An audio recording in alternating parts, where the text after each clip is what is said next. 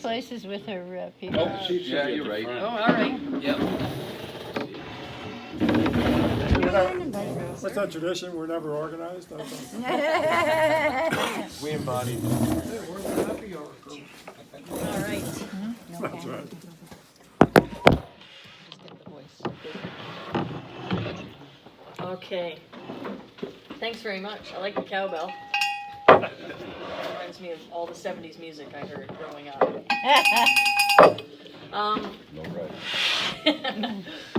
Okay. I'm a grateful alcoholic. My name is Lisa. My home group is St. Clement's in Toronto, so if you're ever there, please come visit us. You can also often find me at the Bayview group. There's a great Saturday morning's discussion meeting. I attend a lot of meetings. I work shift work, so I find that I can't get to my home group as often as I would like, so it's important that I spread myself around. And it's not for the joy of everybody else, it's for the sanity that AA brings me. And I can always tell when, at the end of my 7-day shift, it's time for a meeting. Because I work long hours, I don't often go to meetings during the week when I'm on shift. So on my 5 or 4 or 6 days off, whatever it is, I tend to almost fill up every single day off I have with meetings. And my parents are 85 years of age and they still wonder why that's necessary. You know, those normies, they don't get it. They don't get what we get. And for that, you know, I kind of feel badly for them today. There was a time when I resented them and I resented anybody else who could still drink when I couldn't drink.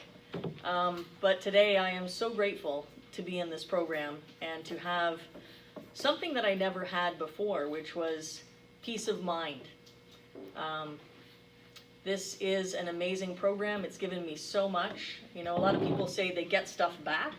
I got stuff back and then some, and then had stuff given to me that I'd never had before, and peace of mind is definitely one of those things. So I'd like to thank, I don't know if it was Judy or Jill or who it was that organized this, but thanks for asking me. Thank you, Michelle. Thank you for having me and asking me to speak tonight. It's actually, you know how a lot of people say they hate speaking? I don't. So I actually love it because I feel it's one of the ways that I get to give back to this program, is by sharing a message. And this program works because one alcoholic talks to another alcoholic, and hopefully the alcoholics that's listening finds something that they can relate to. And it doesn't matter my socioeconomic background, whether I'm white, black, Hispanic, gay, straight, transgendered, none of that matters. Because the great leveling was alcoholism. And that's why we're all sitting here at this table tonight. That's what we have in common. And that's what I'm here to talk about tonight. My sponsor taught me that I show up, I suit up, and I talk to you a little bit about what it was like, what happened, and what it's like today. And if you're anything like me, sometimes you spend a little bit too much on the beginning part, and then you go, oh crap, there's only 5 minutes left, and you try to cram in the hope. So I'll try not to do it that way tonight, but I never know how it's going to turn out. I'm not a circuit speaker. I don't have anything planned. I say you don't get my talk, you get God's talk. So I ask my higher power for help and guidance before I speak. And that way, too, at the end, I don't beat myself up on the ride home for all the things I think, oh, I should have said that, and I should have said that. Once I realized that it wasn't my talk, it was God's talk, it's like I can't critique that anymore. It's out of my hands. So you get what you get. You don't like it, take it up with the big guy or girl, whatever you believe in, upstairs. So going back in my history, talk a little bit about my life. I'm the youngest of 5 children. Some people say that qualifies me right there. You know, the bratty youngster of the family, the baby, spoiled, all that stuff. That's what my siblings would say. My parents never divorced. Although, like in growing up in the 70s, that was like a rare thing, right? Like, I wanted my parents to divorce because everybody else's parents were divorcing.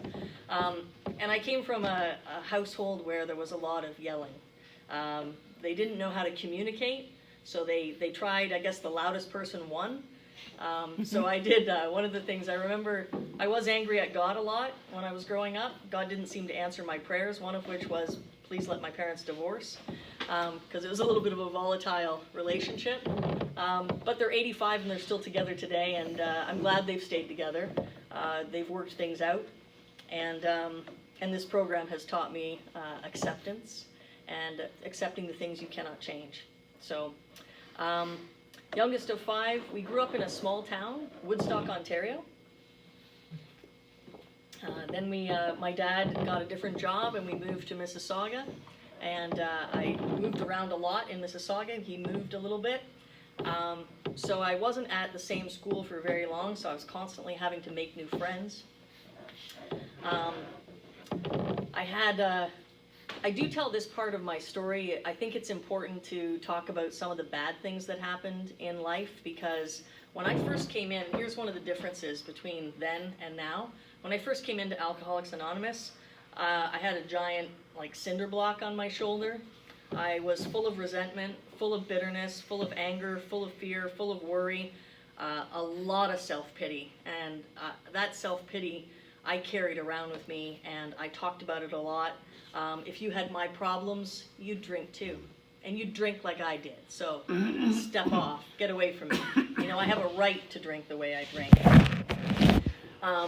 When I was 2, I was badly burned by hot water. When my mom lifted me out of this tub, she had turned her back on me for a second while the hot water was running, and I pulled it on me. When she lifted me out, my skin fell off on the right side of my body. And they had to rush me to a brand new burn unit in London, Ontario. You know, that was one of those things like, poor me, poor me. I had some patches on my body that have scar marks today. But I also look at things differently today. I look at, there was a brand new burn unit in London, that if that hadn't have been there, my life might have ended that day. They told my parents that I would have to have years of skin grafting. I didn't have to have a single skin graft. I don't know how that happened, but I did heal. I miraculously healed over time. They discharged me after 6 months of intensive care in a bubble because they told my parents that I wasn't progressing, I wasn't getting better, I was getting worse, and they sent me home to die. And I didn't die, I flourished.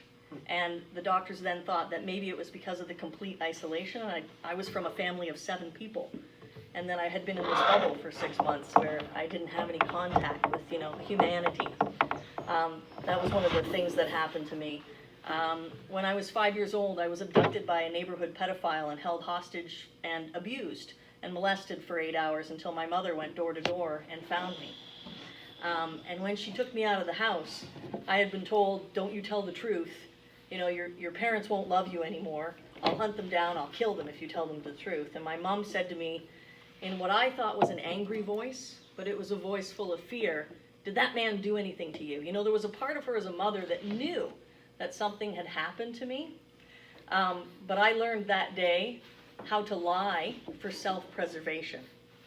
So I lied, and I said, no, Mommy, nothing. And there was blood in my mouth because I had been biting my tongue so hard because I didn't want to cry.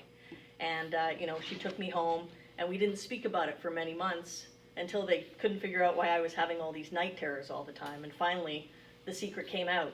But by then, it was too late for them to help me.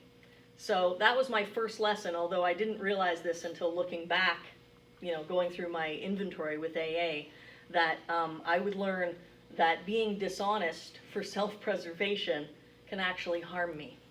That honesty is the pathway to freedom and the pathway to getting the help that I needed.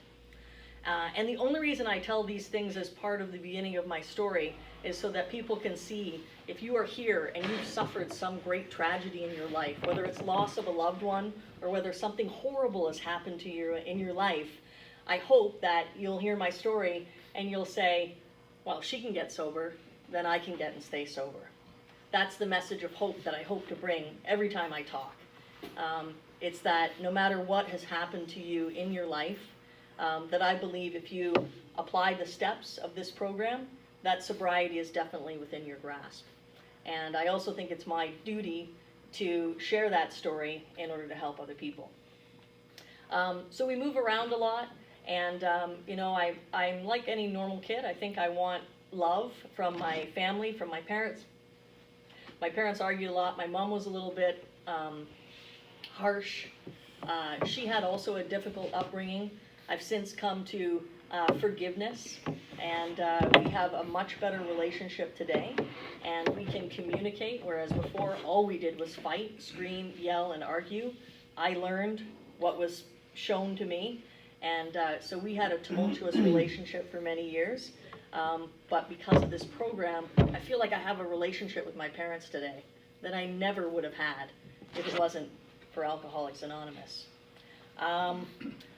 Growing up in high school, I found, fitting in very difficult. I knew at the age of 10 that there was something a little bit different about me, and I didn't have words for that. I didn't know what it was called. I just knew that there was something different, Other little girls liked wearing dresses. I loathed wearing dresses. In high school, girls were starting to talk about boys. I would start to talk about boys but not really understand what I was supposed to be talking about, and I didn't get it. And I was looking at my girlfriends and having funny feelings and not understanding it and not knowing, how to talk. I didn't have anybody to talk to. You can't go to your best friend and say, hey, I have this funny, weird feeling when I'm around you that I'm supposed to get with a boy that I don't get with anybody else. Can we talk about that? They go screaming for the hills. So I felt alone. I felt isolated, and I'm surrounded by people.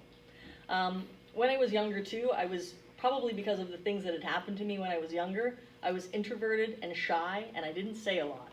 I know, Judy, that's very surprising today. I'm not that person today. When I got to high school, I realized that if I wanted to have friends, I had to be somebody different. So I reinvented myself. It was like acting school every single day, I still dress the way I dress, much to my mother's chagrin. I heard a lot of, what do? Go through your father's closet? Do you want to look like a boy? Kind of. She didn't like that, but that's how I felt comfortable, and I felt like I was colorful and different that way. And I would go to high school, and I was very outgoing, but inside, there was a lot of stuff going on. There was a lot of turmoil. And there was a ton of fear and resentment. And then my best friend had a party. Her parents were divorced, lucky her, and she had 2 homes. And her father was a traveling salesman, and her mother was a stewardess. So if there wasn't a party at this house, the next weekend there was a party at the one across the street. Her parents actually moved across the street from each other, which was really cute. They wanted to, raise her together. So we had a party, and booze was bought that weekend. I actually had a summer job where I was, wearing my mother's clothes, again, playing dress up, trying to be somebody else. I was working in an office for the summer, so I was trying to dress like a grown-up lady. And after work one day, I took the car and I went to the beer store in my grown-up clothes,